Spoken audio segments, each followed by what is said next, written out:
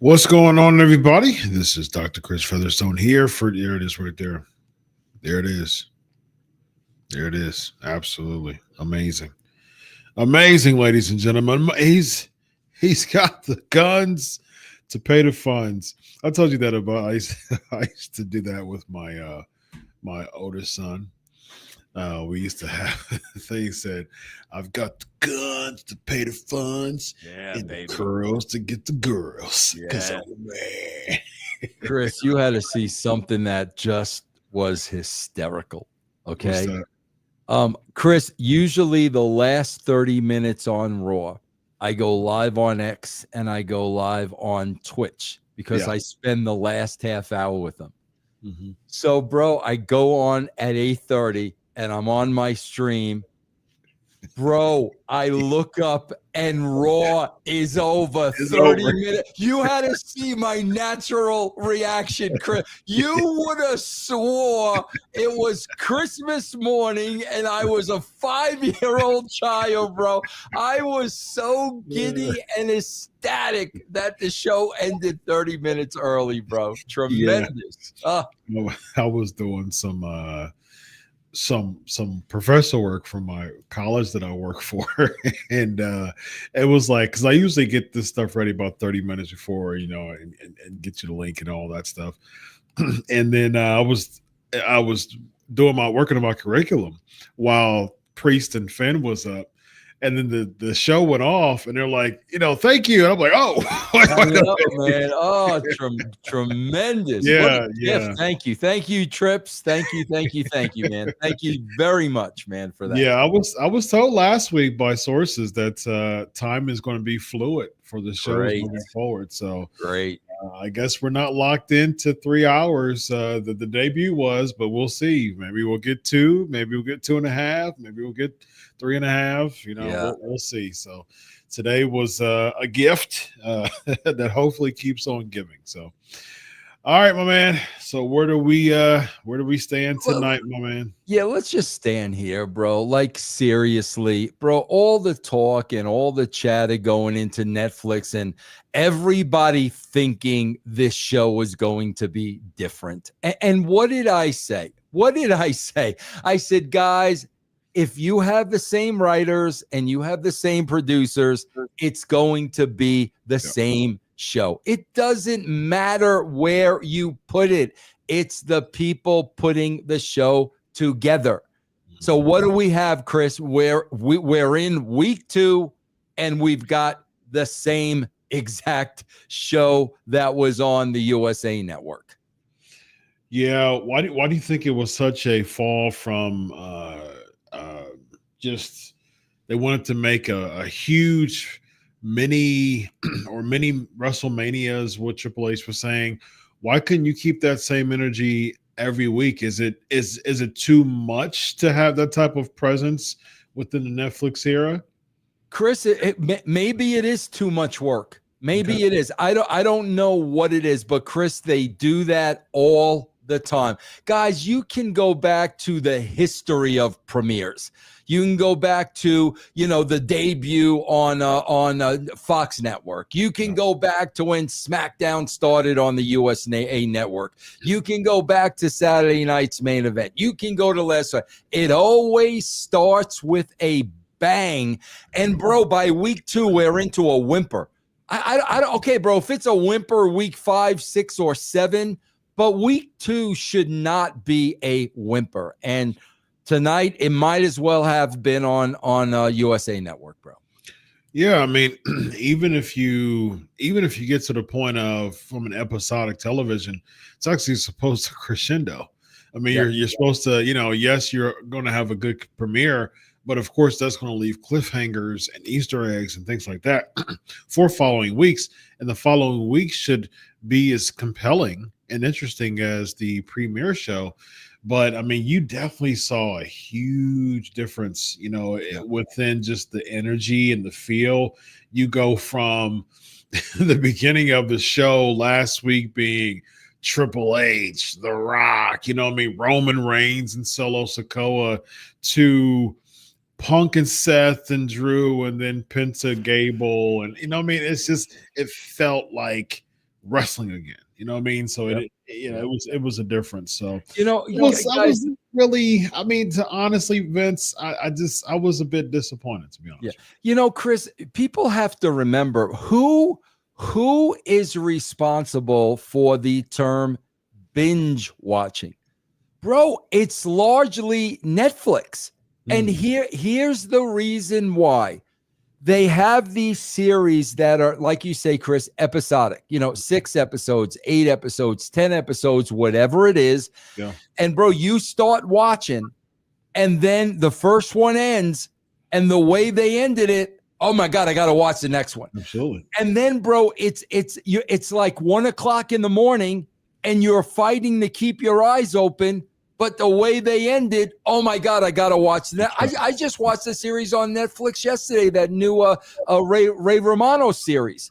Okay. And I was fighting, keeping my eyes open, but the way they ended every episode, I had to keep watching it. Netflix is the king of this. And they have a show that, hey, bro, you know what? Maybe Netflix will teach them how to do it, because they have a show that does not understand the concept of episodic television whatsoever, Chris. Yeah, I have to, man. You and to your point, I mean, hopefully their partnership with Netflix will give them kind of like some advice. I mean, just kind of some guidance, to figure that out, because I do think I think Netflix is amazing when it comes to episodic television. And I mean, when it comes to series, man, I'm really big into understanding like the psychology and the mind of people with psychopathic and sociopathic behavior and things like that, and they'll have like series on certain people who are serial killers, for instance, that we know of. And like the Son of Sam, for instance, they had a really good series about him. And of course, Dahmer, his series went crazy. And I think they have a really good way of pulling us in for the next episode. Even recently, last year, a few months ago, I got into a show called Worst Roommate Ever that was on Netflix. And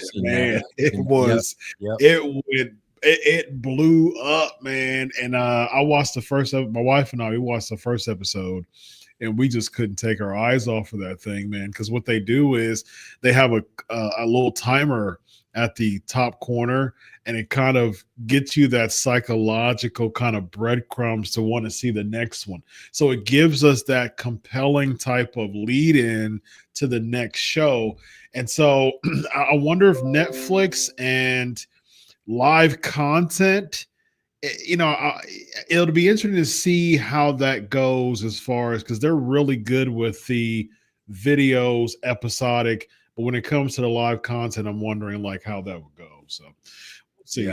We'll see. It's the second week, and let's get into the super chats. Let's start off with Zubair with $2. This was the true debut episode of things to come.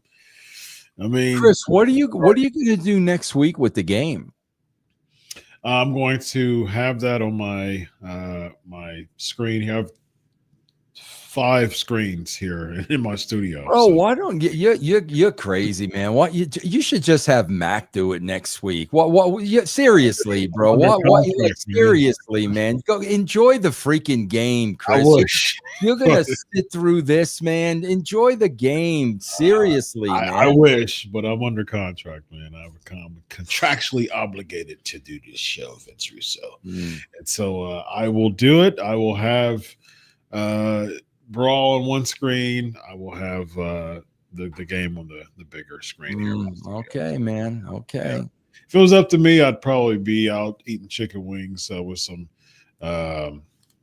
fellas and watching the game. But I legit am contractually obligated to watch the show and do the show. So it's cool. I have a good time hanging out with you anyway. So yeah. All right, let's get into the show, man. CM Punk cutting a ring promo, interrupted by Seth Rollins and then Drew McIntyre. What do you say, my man? Well, bro, I always said, if you guys go back and watch my writing, I don't recall there ever being an in-ring with no action. That was a rule of thumb. If you're going to have an in-ring, there's got to be action. Yeah. First of all, bro, Seth is getting in a horrible, horrible, horrible habit of yelling and screaming in his promos. He's done this for about 3 weeks now, and he's coming across like a child throwing a tantrum. It's not good. Bro, we spent literally, and you guys want to argue with me all you want. We spent 20 minutes to find out these 3 guys were in the Royal Rumble. Okay, 20 minutes. Nothing happened, no action, nothing changed. 20 minutes to find out Seth and Drew and CM Punk are in the Royal Rumble. Yeah. It's interesting, man, because the opening that we got last week, do you think that was intentional? They wanted to make a big impact since Punk and Seth ended last week. Do you think they wanted that type of impact for viewers this week? I don't mind continuation at all, Chris, but don't waste 20 minutes of my time just telling me these guys are in the Rumble. We knew they were in the Rumble. No action. This in-ring in the first segment had no impact whatsoever on the rest of the show. And, again, I'm very big into the beginning, the middle, and the end. You saw these guys in the first segment and you never saw them again. That's not how you write a television show, man. Chris, I swear, I did an Attitude Era show over the weekend. And before every commercial break, we keep going back to Austin. And the announcers are, he's here. He's still here. He's still here. Look at him. He's planning. What's he going to do here tonight? We carried that throughout the entire show. Here, you have arguably the 3 biggest stars on the show. After the first segment, they're gone. That's not how you write television, bro. That's like, Chris, Ohio State playing its starting quarterback for the first half and then just benching him the second half. That would happen if we're up about 4 scores. Yeah, exactly. Anything other than that, that's not going to happen. So, but think about that, guys. Think about that, guys, because this is a television show. So think about any television show. Think about Seinfeld. We see Jerry in the first 5 minutes of the show, then we don't see him for the next 25 minutes. It doesn't make any sense, man. These are your big stars, man. They should be on the show from beginning to end. Yeah, within the American market, it was 2.6 that debuted last week. As far as households, 2.6 million. Now it's interesting, man. I'm wondering how this week will fare. Based on all the hype and things like that. I'm wondering how many people thought that The Rock and Roman Reigns and Triple H and all those names will be on this week, and they were disappointed. And maybe this week may have similar numbers, but the problem is if they missed out on just about all the things that brought them last week, numbers might be worse next week because they didn't see who they wanted to see this week. They might have, I don't think the numbers would be too different from this week because maybe people still were chiming in to see if they were going to see the people they saw last week. But I wonder if they started to taper down. Like we won't have those types of quarter-hour numbers and things like that with Netflix. So I'm wondering if they will taper down as far as total viewership. And so at 2.6, I mean, I guess we won't have these numbers, but in your opinion, theoretically, how long do you think it'd take before it goes under 2 in America? Oh, well, they'll lose 300,000 viewers this week. No question about it. They'll be at this week a 2.2 or 2.3. No question about it. And they caught a break because the playoff game sucked. So they caught a break. It would have been a lot worse if that was a good competitive game on. And Chris, I talked about this with Coach today, man. Think about the planning of this, Chris. It makes absolutely no sense, right? So Chris, they plan the first a week on Netflix unopposed by the NFL because the season was over. Yeah. But then the next 2 weeks, you got an NFL playoff game tonight and you got the college championship next week. Yeah. Why wouldn't you have waited till those things were over? That makes absolutely zero sense to me. I would have just waited till the college playoffs were done, and now you've got Monday night all to yourself. Yeah, that makes sense. I think probably we also have to consider what Netflix is saying, as far as when they wanted their contract to start, which makes sense as far as the beginning of January. So Netflix is probably a Netflix thing as far as their contract is concerned. I do think that you still bring in the heavy hitters for the next few weeks, though. I mean, I think that you don't taper it off. So, I mean, it was just a week that it tapered off. You went from boom, mega, huge to same formulaic Raw. You know what I mean? So I think it is going to. I mean, next week you're going to go head to head with the national championship game. It's going to be tough, man. I mean, and what we have is Seth versus Drew and Sheamus versus Braun Breaker. I mean, those are two matches that we've already seen multiple times. Doesn't really draw anybody different. Is this a bit of a concession that we're going to see already, 3 weeks in, because they're going to be opposing the national championship game? I don't think that has anything to do with it, Chris. I think if these numbers, here's what they're going to do, bro. If these numbers start taking a hit, get Cena on the phone, get Cena there next week, get so-and-so on the phone. That's what they're going to do. That's exactly what they're going to do if they start seeing these things take a hit. Do you think the Hogan stuff that happened last week, do you think that is going to give a hit to the product anyway? Bro, they're still playing them in their promo pieces. They are. They're still playing promos. So that tells me they're not done using Hogan. Yeah, I mean, he's sponsoring him, so that that's part of he's definitely going to have his. Well, we know they got Goldberg. I think not next week. The 27th they got Goldberg, so they're going to play the Goldberg card. Then after the Goldberg card, get Cena back in that rotation. Then after we better make sure Reigns is on the show. That's what it's going to be. Yeah.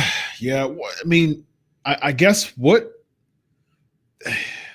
could have they done, or what could they do from now to WrestleMania that could match the big feel that they had last week? Like, could they, like you said, going back to the Legends Well, which they do every quarter, beginning quarter, but what could be different? What was it about last week that was it the hype? Was it the promo? What was it last week? It was just the hype, Chris. That's all it was. Chris, they have to have compelling stories throughout the entire show, and there are none. There are zero. Yeah, next we get Penta's debut. Man, I swear to God, off the bat, Chris, I don't know if you caught this or not, but bro, I gotta say this. Listen, man, I work with Michael Cole when he first started at the WWE. I never had an issue or anything with Michael Cole. He's a real nice guy. But Michael Cole is enjoying way too much not having Vince McMahon in his ear. He's like having a party out there. Like, bro, it's like walking a dog on a leash for 20 years and then you take that leash off and that dog's outside running around like a lunatic. Bro, we got Gable and Penta. Cole says this off the bat. Yeah. No, the best luchador Adam Pearce could find. Well, that's what Adam Pearce said last week. Yeah, well, bro, you got Rey Mysterio on that roster. So he said that, but Gable said he wanted to. I think there was something that gave the backstage from last week, and then he said, "I got to call Best Luchador." Right, but when Michael Cole's saying that, Michael Cole has to realize he's burying Rey Mysterio. And bro, when they came back from commercial, he caught himself. Somebody smartened him up, and I guarantee it was Triple H. First of all, that line would have never been delivered if Vince was there. But Cole said it, and then when they came back from commercial break, he kind of said that all of a sudden Penta was the second best luchador behind Rey Mysterio, because I guarantee you Triple H was like, bro, you can't say Ray's sitting right here. You can't say that. You know what I mean? Yeah. So it's things like this. But listen, man, this was a good debut for Penta. Very colorful character. A lot of emotion in the promo after the match, bro. People going, obviously the marks are going to go gaga over however long this match was. But again, bro, I said that's going to be the key, man. Long matches are going to be the key. I mean, I've liked Penta. I like his mystique. I've liked him for. I first got wind of him in Lucha Underground, and I liked what I saw. I liked the mystique that came from that and things like that. TNA was there, AEW was there, so I've always liked the mystique of Penta. I was underwhelmed tonight, man. Honestly, it just didn't really. It felt like they're trying to make a mysterious luchador into the fiber of WWE. Like Ray Phoenix usually was the one who would do the talking when they were together. And yeah, as soon as he grabbed the mic, I said, oh yeah, this is the WWE fiber here, man. You gotta cut a promo. And I'm just like, I mean, like, I'm sure that there was nerves. He can't be perfect for his debut. I get it. There was some botches and things like that. I just didn't like the psychology of it, though. I didn't like the fact that he was playing from underneath a lot, and this is his debut, so I wasn't a big fan of that. And also, Chris, like they did not mention this, which was funny to me. They put his entire family in the first row. There were two of them were crying, and they never said they never said that. So they were trying to make a picture like these were fantastic. Like two girls were crying, like it was the Beatles. And I'm like, bro, that's just freak. It's so obvious that's his family, But anyway, he was colorful. But me, Chris, and this is just me. The match is just way too long for me. Yeah, and that's what I didn't like, though. I mean, this is his debut. Yeah. This is his debut thing. If you're gonna, if you're gonna make, I mean, if there's anybody to have a feud with to start off to make yourself look, impressive, it would be Chad Gable. He's incredible in the ring, but just an announcement. Yes, you've had these weeks of. You had the zero with the slash, you had the mask, then you had the name. So you're doing all these weeks of hype, and you're having all of this expectation, heightening the expectation. All the socials are talking about Penta's coming. Michael Cole said the worst kept secret because socials started screenshotting the fact that WWE released his merchandise earlier today on WWE Shop, and they were like, okay, well, that's the worst kept secret because now we know who it is. I just think that from never coming to working underneath a bunch against Chad Gable, who doesn't have the best resume when it comes to win-loss records, to me, it just wasn't a impactful enough debut. His post-match promo was cool. Doing that in San Jose makes sense. San Jose is California, Southern California, and Bay Area. Highly Hispanic and Mexican culture and things like that. I'm cool with that. That was fine with me. But it's just like for him to go there and just to kind of assimilate into the WWE. Okay, he beat Chad Gable. What's next? He's going to go again in another match and then another match. And then eventually it's just going to wear off. The hype is going to wear off if he's just feeling like everybody else. Yeah. So. Yeah. S&J, $5. If you look at this, he says Kenta, I think he meant Penta, and Gable. Penta looks like the villain. Why would I root for a scary freak over Gable? It's automatic. I'm supposed to like him. I mean, for those who don't really follow wrestling that much, I mean, if you look at it on paper, I mean, if you just look at it without knowing anything about it, you have the American, Olympian that looks like an Olympic wrestler versus a freakish, Mexican guy. You think that Penta would be the heel. I mean, it does make sense. But at the same time, like I say this every week, WWE understands that they're not booking for casual fans. So everybody knows who Penta is in the bubble. So what's next? So we got Judgment Day gimmick. Then we got Sheamus and Kaiser. Well, I want to talk about Judgment Day gimmick for a second, Chris, because you guys hear me talk about this all the freaking time. Yeah. Liv loses her title to Rhea Ripley last week, and she's hardly on the show this week. Yeah. You got to protect her after she loses the title. Yeah. So you've got to do something strong with her on this show. They did the little, they did the little scene where Dominic's going to be her errand boy now. I could have sworn they did the same exact thing with Rhea Ripley. I could have sworn. But my point is, you had to give her something tonight, because she lost the title last week to keep her strong. And Chris, I got to tell you, man, I don't know whose idea this is. This is the worst idea that you guys have done in a long time. Why in God's name are you sitting talent in the crowd? Why are you? Did Braun Breaker buy a ticket? Did Bailey buy a ticket? Why aren't you putting them on color? That whoever, Curse, I'm going to tell you right now, because of what I'm saying now, they're going to stop it next week. Whoever came up with that, it is a horrible idea. You want Braun Breaker to be sitting in the crowd with the common folk and Bailey to be sitting in the crowd? It is an awful idea. Put them on color if you want them. Chris, how many times have you gone to a baseball game and Juan Soto sitting next to you in the front row? What is that? What is that? Horrible idea. Yeah, I don't. WWE's been doing that for a while. They usually do it with like debuting stars because it has that celebrity feel to it. I remember, Ricochet, EC, like when they would have like new NXT people, they're like, yeah, this person's in and that would cause some buzz.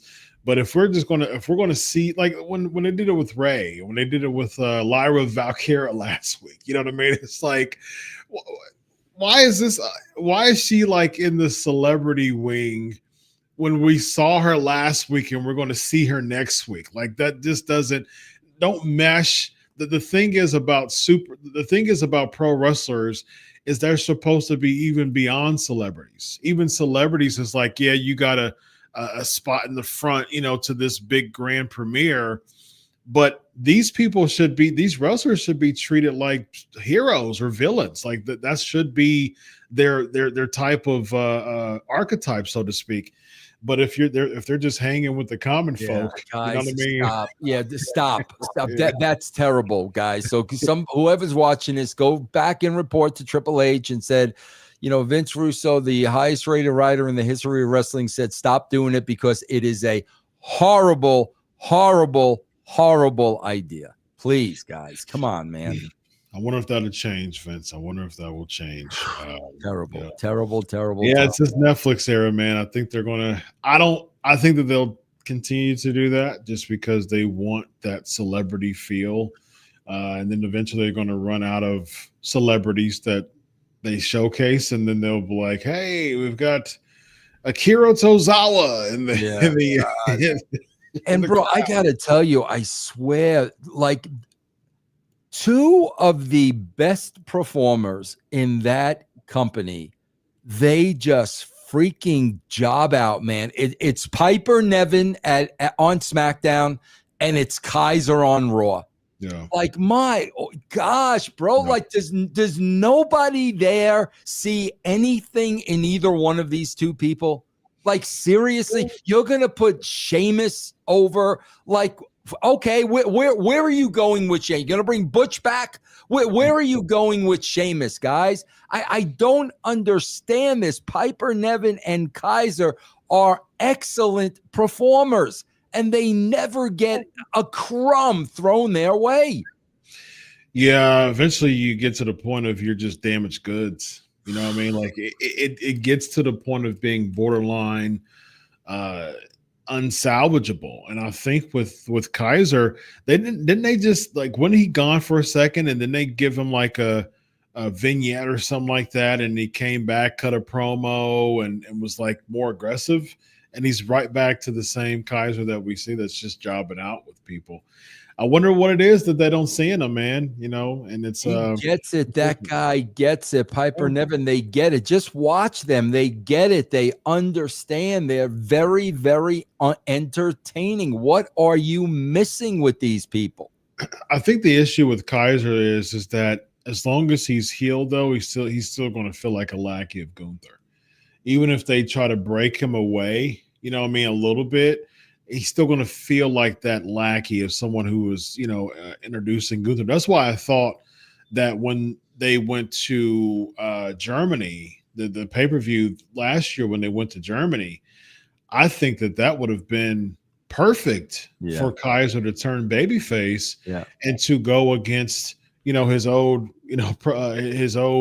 leader, in a sense, Gunther. Even if he would have lost, I think that would have been like a coming out party and a breakout moment for him.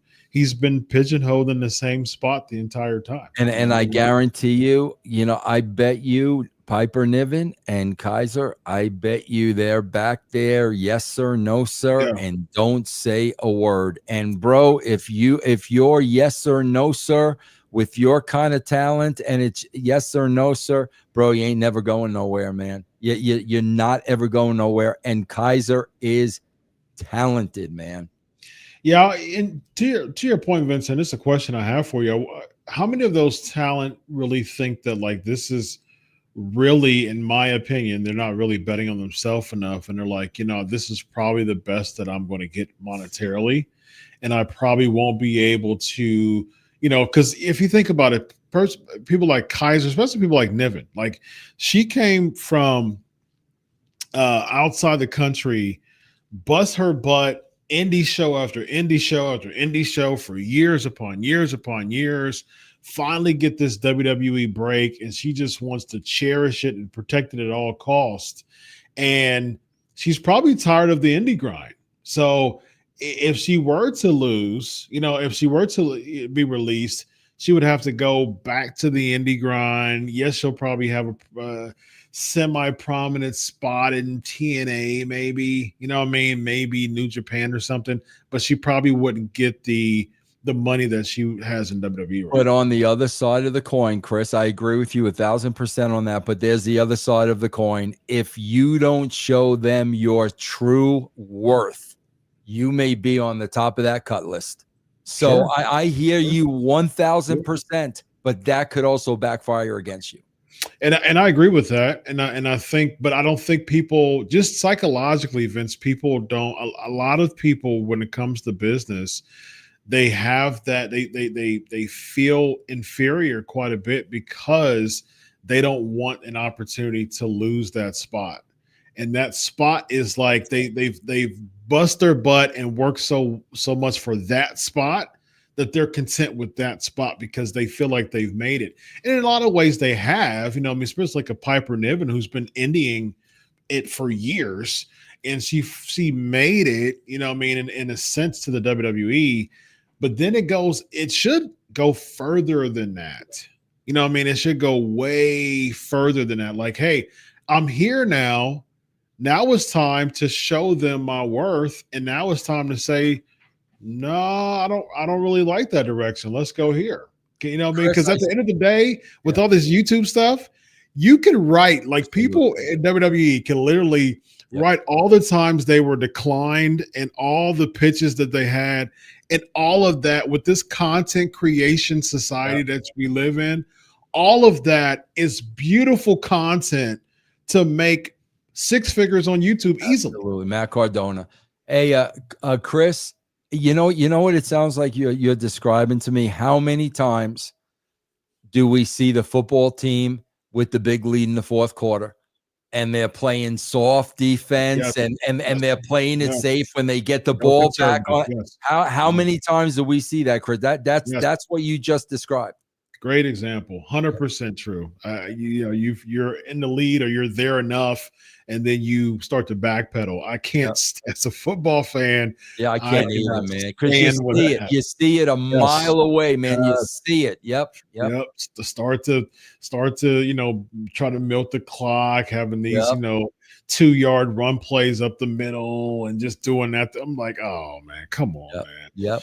Yeah. So I mean, and I think that the yes sir, no sir really stems from Piper Niven feeling like she's finally made it. And I don't think she's betting on herself enough. You know what I mean? She's waiting. And this, Vince. I mean, a lot of times within wrestlers, and I've heard this from many, many wrestlers, it's their philosophy is hang around. Eventually your spot's going to come. Your spot's going to come. And so those constant breadcrumbs that gets kind of thrown out to them, they just chip it. They just eat away. And then 6 years can come a Piper. We want you to win the Royal Rumble in 2033, right? And then she's in her head like, oh, I finally made it, right? So all the 12 years that I've been in the WWE that I had to wait, this one moment of being in the Royal Rumble finally is there. So, and probably hearing the same from other people. Yeah, just wait. Just wait a second. You'll get your moment. Moment. And that's how, I mean. Now's not your time. Exactly. So, all right, let's go into S&J, $5. How about Kaiser is the only one who knows Gunther's weaknesses as an ankle? Yeah. Beautiful idea, bro. Easy, very simple, man. Dead on. Love it. Yep. S&J, $5 again. You deserve a cha-ching for giving us 15, S&J. Going back to last week, the one thing I was surprised about is that they didn't end on a cliffhanger angle. They just ended with the match finishing. Yep. Why do you think that was the case, Vince? I have no idea, man. The same reason they ended Saturday night's main event the way they did. Remember that? And then all the action happened when the show was over. Afterwards, yeah. I can't answer that, Chris. I don't know. I don't know. Indeed. Let's see. We get backstage. Seth Rollins has an interview approached by Sami Zayn. What do you think of this? I have to say this, and I'm sorry, man. It grates on me. Like, bro, does Sami Zayn wash his hair with motor oil? Bro, seriously, I can't take Sami Zayn's hair. I can't take it, bro. It looks like a freaking rat's nest. You are on TV, bro. You are on TV. And Chris, I said this a million times. When he was on NXT and he was shaved neatly and had the short hair and wore the cap, bro, you look like $1 million. I don't know what look you're going after. I swear to God, bro, it looks like you wash your hair with WD-40. I'm just being. I don't know what look you're looking for. I can't stand it, bro. I can't stand this guy's appearance. I'm sorry, I can't. The clean cut look, the cab driver style, look that he had, it felt everymanish, but I think this look feels even more everymanish, and I think that he's looking for that everyman type. Yeah, bro, he doesn't look like everyman. He looks like a poor man's version of Zach Galifianakis. Okay, that's not what every man looks like, bro. That's not. I would disagree when it comes to wrestling. Well, fans. Maybe. Okay, maybe, Chris. You're right. I'm wrong. Okay, you're right, bro. You're right. Looks like an everyman when it comes. You're right. Thank you. Okay, I'm wrong. I am wrong. The Twitterverse, he probably looks better than a lot of people who are trolling on Twitter. We get to what a weak way to make that match between him and Miz. Come on, guys.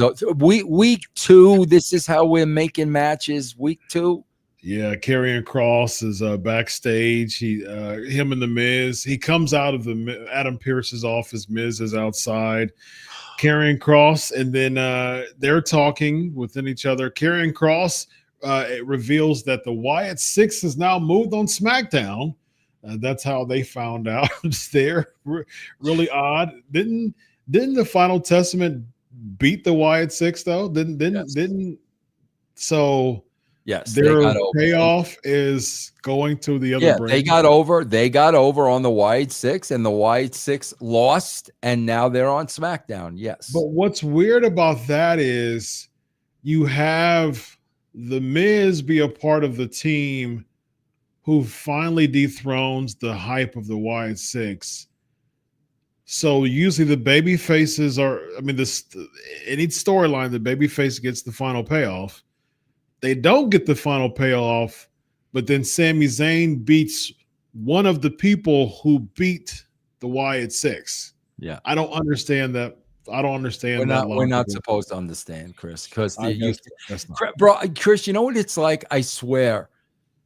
I don't know how many David Lynch movies you've watched, Chris, but bro, with the David Lynch movie, you will watch a David Lynch movie, and then, Chris, you will think about it for weeks and months. Like, what did this mean? And what did that mean? And what did this mean? And then, Chris, after about a month, you realize it didn't mean nothing. He wants you to think about this and go nuts. It never meant anything. I swear. It took me years to figure that out about David Lynch. It don't mean nothing. And that's what they do. That's what they do here on Raw. None of this means anything. Don't even try to figure it out, man. Yeah. With that being said, Vince, there's talks of Malachi Black or WWE Aleister Black leaving AEW perhaps. And I was told a few months ago within sources within WWE that they're interested in bringing him back.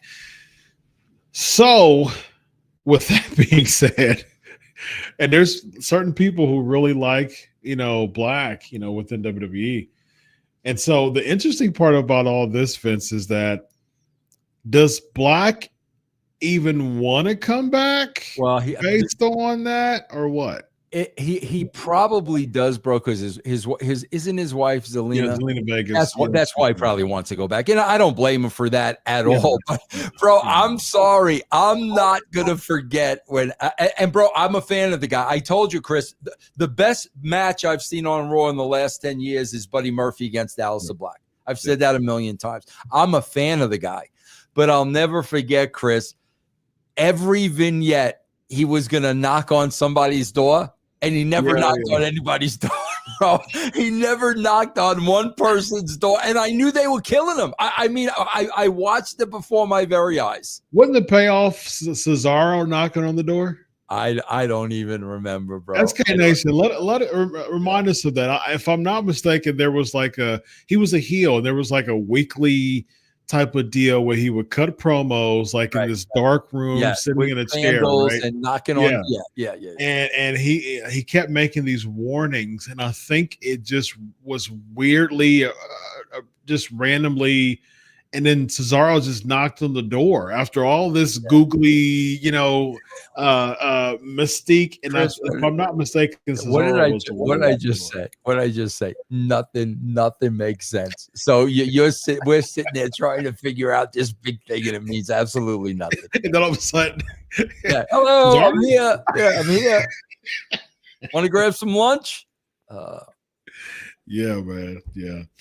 Absolutely hilarious with this Malachi Black stuff. Let me see. Yes, Cesaro. He was locked in the broom closet. Cesaro finally opened the door.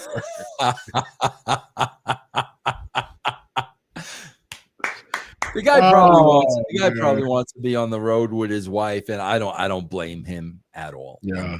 I don't blame him. It didn't work the first time. Could it be that it was a Vince thing, or like, bro, the White Six wasn't a Vince thing. Vince exactly. had nothing to do with this. Zero to do with White Six. Exactly. So if you're coming in with all these promos and all these vignettes they probably would do with him again, just to have him assimilate to, beating Chad Gable, and then Chad Gable attacks him or something like that. Chad Gable's like the new test. You know what I mean? Like, everybody comes in and you have to like pass Chad Gable, the wall of Chad Gable. And it just seems as if, and that's a horrible spot to be in too. You know what I mean? Because Ziggler would do the same thing. He was like the utility player for a while. And it seems like Chad Gable's like the new good little hand, or the new utility player. Horrible position to be in. He'll open a show for a banger. He'll be mid-show as a banger. He'll main event as a banger. And I think that, man, that's a tough spot to be in. There was a couple of times he could have won the Intercontinental Championship. Never gave it to him, man. I think that's one of the biggest mistakes they made, was not going that extra mile with Chad Gable. Now he's the new test, unfortunately, with these talents. And I definitely would not be surprised if Chad Gable's like, okay, well, I didn't get Penta. Well, give me somebody else new next week. And then all of a sudden Malachi Black comes out. Seriously, man. Yeah. All right, now we have Gunther cutting an in-ring promo interrupted by Jey Uso. That is the main event for Saturday night's main event. Right? Again, no action, just man. I kept saying, I've said this. I think that Jey Uso should win the Royal Rumble and go against Gunther at WrestleMania. I think you need to cash out on this Jey Uso hype. When I saw this segment, I was like, nah, man, I'm not a fan. I'm not a fan of it. I think that they're prematurely doing this thing. Why have these one-offs? Why feature Jey Uso? Why not give us more build in this, man? You know what I mean? The only reason why this could make sense is if Gunther somehow weasel his way into beating Jey. Jey could possibly win the Royal Rumble and then run it back at WrestleMania. That maybe there'll be some more feeling in it. But I don't know, man. I just think that they're dropping the ball with cashing out on Jey, man. Chris, well, I'm going to tell you where else they're dropping the ball. Chris, I'm telling you right now, I can see the writing on the wall. When they take this belt off of Gunther, he's going to fall into oblivion and mean nothing. Wow. Zero. Because they are booking this dude horribly. And he's the champion, bro. Why do you think his Intercontinental title run was stronger than this World Championship run? Well, I guess because what they were probably hanging their hat on was he was undefeated. That's what they were riding. He was undefeated. He don't have that anymore. And they are, man, talk about an afterthought. Yeah. He's like, he doesn't even appear every week. Right. He does random video promos and stuff. And I hope people watching this show like understand. Chris, how many times on this show do I say I'm a fan of so-and-so? I wish people would truly understand that, because to me, I'm always thinking, if I was booking Gunther, if I was booking Bo Dallas, that's how I'm thinking. Mm-hmm. So for you go, I'm a hater, I'm bitter, I'm this and that. No, bro, it's very, very, very disappointing to see people with a lot of talent get booked horribly. I agree. I definitely agree with that. I think, I've said tons of times Gunther's money. I still believe that. I still think Gunther is one of the best characters on in the WWE, because he's a true heel, and I appreciate the heck out of that, man. I do too. I love when heels don't get cheered. Yep. They're doing their job, man. They're coming here what they pay for, and it goes to show how much they're taking their job seriously too. And I can appreciate that with someone with work ethic and business ethic. I appreciate when people will do that, man, because my assignment is I want people to hate me. Cool. Yep. All right. Is that what you want me to do? Sounds good. Yep. I'll take that very seriously. And he's taken it very seriously. I agree. He's had many people. There were times where the fans tried to do what they do and choose another flavor of the month and cheer him. He just squelches it. And I love that about him, man. Yep. And so I think you should capitalize on that, build him up as a heel, have him get quality wins. And the old school method is you build up the heel to feed him to the babyface. You know what I mean? That puts the babyface over. You don't just do these random matches against someone that you want to make the top face, which is Jey Uso, already having him get eaten by Gunther. And in the promo, Gunther said that I've already beat you twice for a lesser championship. So if he beats him for the world championship again, how is that going to help Jey Uso's stock if Gunther already told him I've beaten you twice for a lesser championship, now a third time for a greater championship? How can he recover from that as far as stock value, man? It just other than yeeting and doing the entrance, it's like, yeah, we'll just have you wrestle on having the best entrance. And again, it's like you're talking about a baby face. This is the equivalent of, Chris, it's 2 out of 3. You say it's 2 out of 3. So then the guy wins 2 out of 3. 3 out of 5. Not 3 out of 5. No. 4 out of 7. That's what it is, because here's the bottom line. If he beat Jey Uso twice, there shouldn't be a third time. He beat him twice, bro. There shouldn't be a third time. Yeah. I like that. I'm with that. I would also say if there is a third time, make Jey work for it. You know what I mean? Yeah. That's the reason why you have him win the Royal Rumble, the Elimination Chamber. The whole thing is I've already beat you twice. Yes. Yep. Like exactly. The answer is no. Like didn't he say no to Sammy a bunch of times? Yeah. And so Chris, he's afraid of Sammy, but not afraid of Jey. And that's logic. Yes. That's logical. That's logical. No, you're not getting a third shot. What are we going to do? And then what? A fourth? Then a fifth? Right. No, like you said, you earn it, then we'll talk. Yep, exactly. So if he wins the Royal Rumble, okay, well, you have no choice but to give him a match. Exactly. And even saying I've beaten you twice, it makes the feeling even better when he wins the Royal Rumble because he finally earned this spot. Right. You have Dan with 199. Chad Gable group needs Kurt Angle. Man, you would lower the stock of Kurt Angle so bad. Yeah, man. Yeah. What the heck is the payoff for this American Made group? I don't know, bro. Are they good? Are these two guys now going to step up and wrestle Penta for the next 2 weeks? There you go.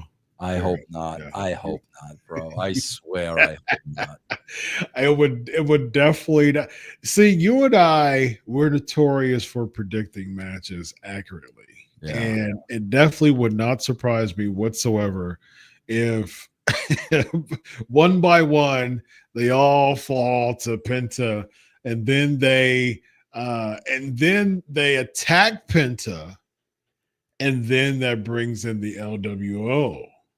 And there you go. And then you get a LWO 6-man with Penta against American Made, and there you go. Yep. We get Michael Solano 199. Will Hogan being booed be turned into an angle? I don't think so. Michael. No, I don't think so either. I mean, he's here to cash that check, get that Real American Beer endorsement, and hey, brother, you know what I mean? Maybe I'll find a town or two that likes me, and that's where I'll appear live. So yeah, right. That's what I'll do. All right, what we got next? We got Lyra Valkyria beating Dakota Kai. Yeah, you called that weeks ago. You had it. You said it weeks ago, Chris. Yep. New IC champ, man. What do you say about this, Vince? I think this is their opening to bring Becky back. Yeah. That's what I think. Yeah. So we'll have like a teacher versus student type of deal going on with her. Yeah. Do you bring back Becky as like a baby face, and then she beats Becky, and then Becky turns, and then we do run it back? I wouldn't turn. People love Becky, bro. It's going to be an uphill battle to turn her. It is. I I would have Velcro, like, assuming Becky's role and she replaced Becky and she's the pride of her country. Like, I would go down that road. I just think it's going to be an uphill battle to get people to boo Becky. That would be an interesting layer for Lyra. I have not ever seen anything of the sort as far as character work with Lyra. I don't even know if she has that in her. She could, but I don't even know if she has that in her for that. But then, though, you consider turning Becky because Seth, seems like he's on the heels of turning. But they never take that into consideration. They never Which take they that, should. Which they should, but they don't. So who knows? Because I think there's money in Becky and Seth versus CM Punk and AJ Lee. I do too. Yeah, I think that's what you do, especially if you're going to do a trilogy, with Punk, or even a rematch between Punk and Seth. Well, I think you do is you throw in the mixed tag in between there, maybe Elimination Chamber or something like that, and then you run it back at WrestleMania. So, what we got next? We got Sammy defeating The Miz. We talked about that. Anything else on that? You got? That's just a massive waste of time. Then we got Rhea Ripley's. God, my God. More, I just have more long entrances. Her entrance went on forever. Then again, at least we got some action during this in-ring. We got Nia Jax. Then we got Bayley, who's bought a ticket, but now she's coming over the rail. Okay, why she's not a color, I don't know. But bro, when she's a hometown girl too, why does she have to buy a ticket? She should get it comped. Bro, when Bayley is delivering the line, "You big old dumb idiot," and then you wonder why I cut promos on Bayley's promos. "You big old dumb idiot." That's what you got. Like, that's your game. That's what you have, man. Yeah. Come on, Chris. Come on. You and I went back and forth, pretty friendly, heated discussion over Bayley, man. I defend Bayley, but stuff like that makes it a little bit hard for me when it comes to her promo work, as far as being a locker room leader, as you and I were discussing. It's one of those things, man. Bayley is just the lovable, huggable baby face that can do no wrong in many people's eyes. She had her heel run. She experienced that. Now she's back to the lovable baby face. But here's the thing, Vince. When it comes to these expectations of raising the bar on people's work, and challenging people to do better, you could do that. I could do that because we're not, our faces isn't smushed into the pro wrestling bubble. You know what I mean? So someone like a Bayley, people aren't really going to expect for her to do promos. They're not going to be like, oh man, her promo was weak, because they love Bayley as who Bayley is, and she could do no wrong in many cases. You know what I mean? So a lot of people, it's going to be it's harder for us to understand that, because we look at it and we're like, man, there's a flaw there. But for wrestling fans who they book it for, well, that's not something they're going to critique. But again, Chris, we're talking about a fan base they already have. Yeah. There are no new people that are going to come in and be fans of Bayley because she's delivering lines like, "You big old dumb idiot." Chris, listen, man, I've written a lot of things in my day, a lot of scripts, a lot of books, a lot of wrestling shows. I've cut promos. And I mean, the one rule of thumb with me, whether I'm writing or cutting a promo, bro, I am not writing something or saying something I've heard a million times before. I'm not. I'm sitting there and sitting there and sitting there until I come up with something that's fresh and different. You big old dumb idiot. Is this Sesame Street? Like, come on, man. You got to do better than that. Yeah, she's been doing that for a while. Oh, man, come on. Yeah. Maybe she does deserve to sit in the crowd then. Maybe I was wrong. At home, in her hometown too, man. She got that hometown pop. And again, man, too, you make a great point as far as like, how is that going to attract new viewers, by booking Bayley in that way. But on the opposite end, Vince, because of who we're talking about with their fan base, it's not going to lose any viewers either, though. You know what I mean? As far as what we already see, the niche that we already see, Bailey screwing up on her promo or not having a convincing promo isn't going to convince people I to stop agree. liking Bailey. I agree. So, I agree, yeah. Chris. I And agree. that's who we're rocking with now, man. I agree. Every week I say the same thing. That's who they're booking for. They're booking for the hardcore fans. All right, we got the main events: Damian Priest against Finn Balor. What's up with Finn Balor continuing to lose against Damian Priest? Man, he doesn't get any heat against Damian. Other than like random, attacks or whatever, but it always leads to a Well, loss. again, Chris, I mean, so many of these feuds, they've just beat into the ground. I do have to give these guys credit, and I always want to say this again about Velcro and Dakota, Priest and Bell. Bro, these people are working their butts off. I mean, there's no question about that.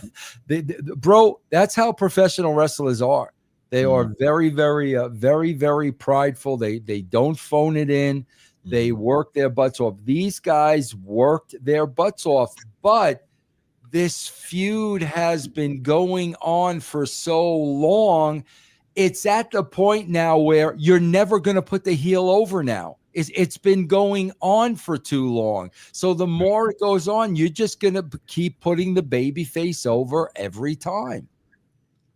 Based on you interacting with wrestlers, when a wrestler gets an opportunity to be in a big feud, do they ever feel nervous or anxious toward the culmination of the feud because say the next 6 months or so isn't guaranteed and they may go back down the chute, so to speak? Chris, not when I was writing, because everybody had a role and it was just on to the next guy and everybody was protected. And this was a little kabuki-ish too, though, in this match. Priest was a heel attacking Finn Balor in a neck brace on a stretcher. Yeah. Like that's not like I was looking. I mean, they should have done the complete opposite, where Priest turns his back on Balor and Balor gets up with the playing possum, the whole time. But by the time they finished this, it wasn't a real injury anyway, because they took his neck brace off. He's doing the crew to crop, so it wasn't real anyway. The booking of this, I just thought was kabuki-ish. Here's my psychology behind this, Vince. If you can survive a platform Falcon Arrow into tables, and you can survive that and pull your neck breaks off, how in the world are you down for 3 seconds with the choke slam in the ring, regular smegular? You know what I mean? Absolutely.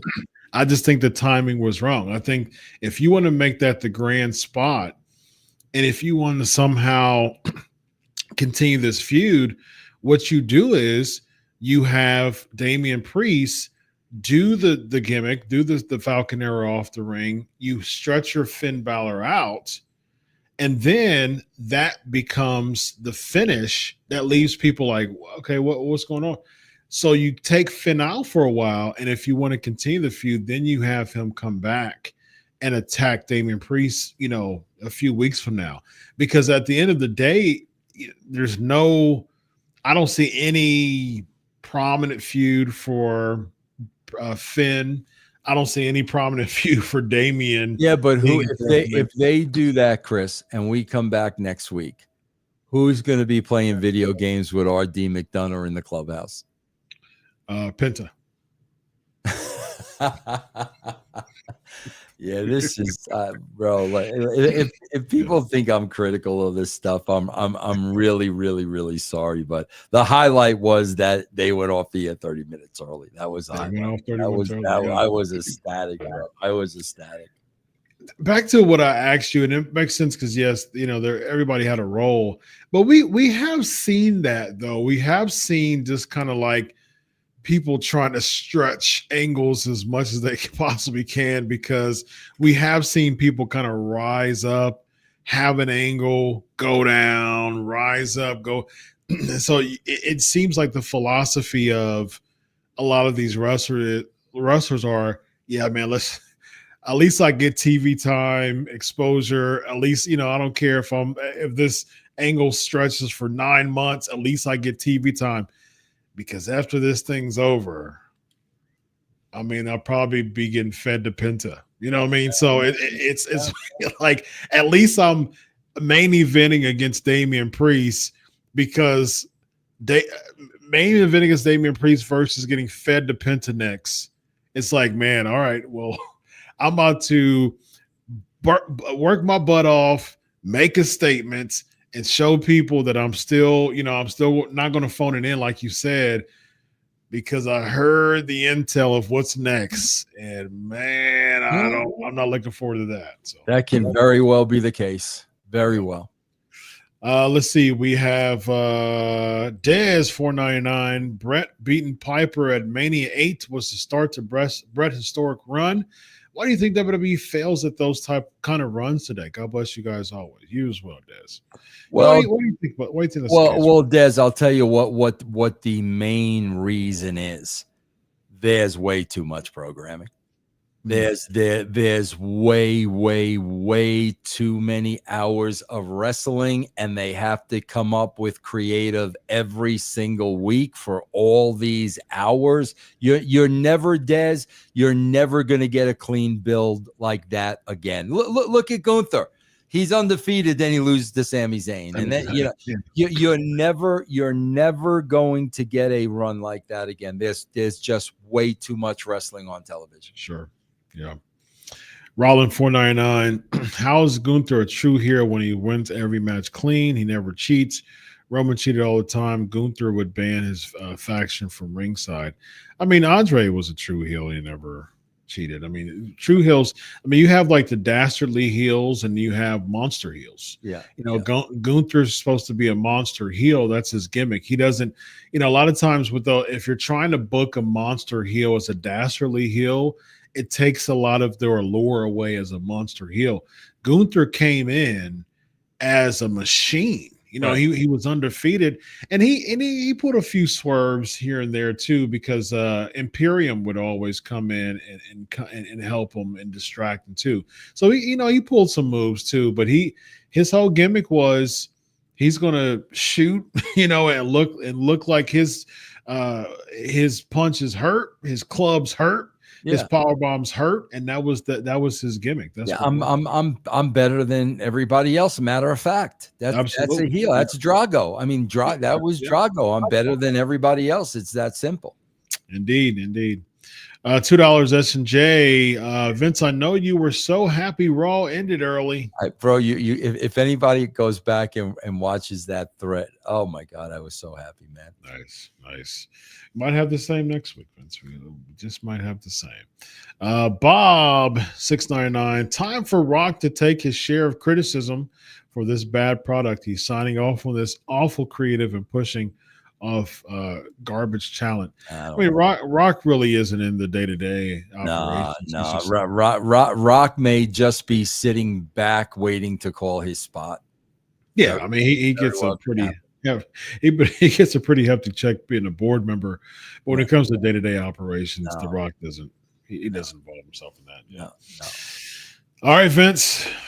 What do you got, my man? What do you guys? As always, man, if you never tried our Patreon, go to patreon.com/Russo TWC. Get a free week of Russo's brand. It costs you absolutely nothing. You can hear all our shows. Stevie Ray, Stevie Richards, Ben Hameen, EC3, Disco Inferno, Al Snow. You get them all. Patreon.com/Russo TWC. Yeah. Man, support this guy, man. Awesome dude. Love this guy, man. This guy is awesome. Just a wonderful other direction. No, I'm pointing to you. No, you're not. Yeah, I am on my thing. Is my go opposite? I wonder if my camera's reversed. It looks like it. Oh my camera. That's odd. Okay, I gotta fix that. Pointing to it. It's point the other way. Yep, that's right. Now I'm pointing outside of my screen, but okay. All right. That's weird. Weird. Yeah. That is me. Yeah, man, just a nice guy. Vince Russo is a cool dude, man. I appreciate that, Chris. And so you and I get along very, very, very, very well, man. Absolutely, man. Gave me a text at about midnight. Always thinking about you, bro. Always thinking about you watching those games. Always. Gave me a big congrats on Ohio State defeating Texas, going into the national championship game. So my hope, man, just the thought of it is exciting. Man. What is the what's the spread, Chris? 9.5 as of. That's a lot of a lot of points for a championship game, man. Yeah, probably. There's people thinking they'll probably go up to double digits by the game. So we shall see. And man, I've been waiting 10 years for this moment, Vince. 10 years, and so my hope is next week by this time I will be celebrating Ohio State winning the national championship. Yes, sir. I'm looking forward to it, ladies and gentlemen. Until then, this guy right here is Vince Russo. I'm Dr. Chris. This is the Legion of Raw. Have a good night, everybody. Solo.